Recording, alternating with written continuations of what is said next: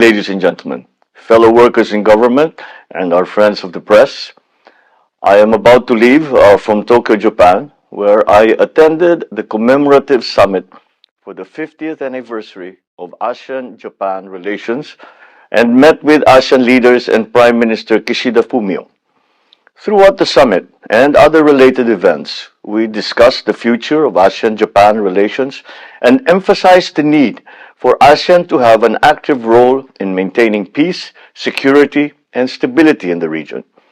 We also advocated a rules-based Indo-Pacific region that is free and open, guided by the shared fundamental principles as enshrined in the UN Charter and the Treaty of Amity and Cooperation in Southeast Asia.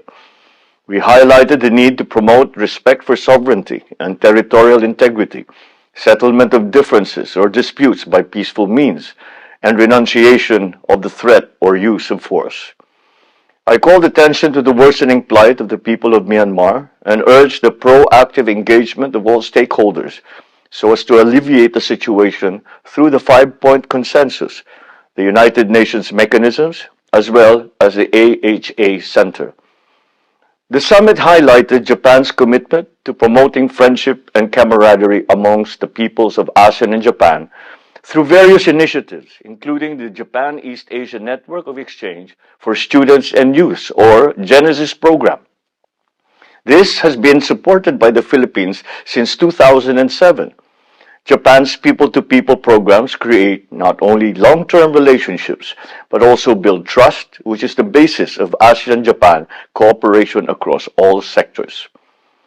We also discussed how Japan's role in ASEAN and individual states' economies have progressed over the past 5 decades, particularly in our shared commitment towards peace and security, trade and investment, food security, climate action, energy security, supply chain resilience, infrastructure development, and connectivity.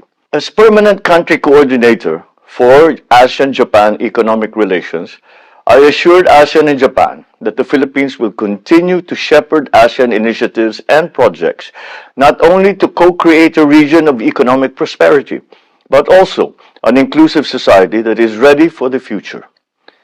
I also delivered the keynote speech during the Creative and Sustainable Economy Through Innovation event organized by our DTI, and this showcased collaborative projects of Filipino fashion designers and Japanese textile manufacturers.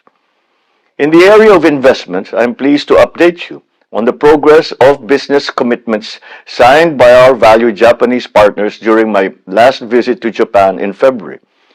Japanese investors directly reported over 169.7 billion pesos of capital funneled into the Philippine economy. From these commitments, more than 9,700 new jobs have been generated to date. 9 new letters of intent and MOUs were signed during this visit, valued at 14.5 billion pesos in investments and over 15,750 additional jobs for our workers. I'm also pleased to update that the letters of intent and MOU signed in February 2023, together with those signed during this visit, total now 771.6 billion pesos, or approximately $14 billion in pledges from Japanese investors.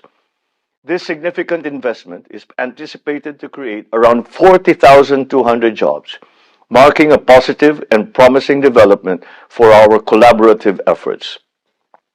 We also concluded 2 memoranda of cooperation, one between the DNR and the Ministry of the Environment of Japan in the field of environmental protection, and the other between the Coast Guards of the Philippines and of Japan.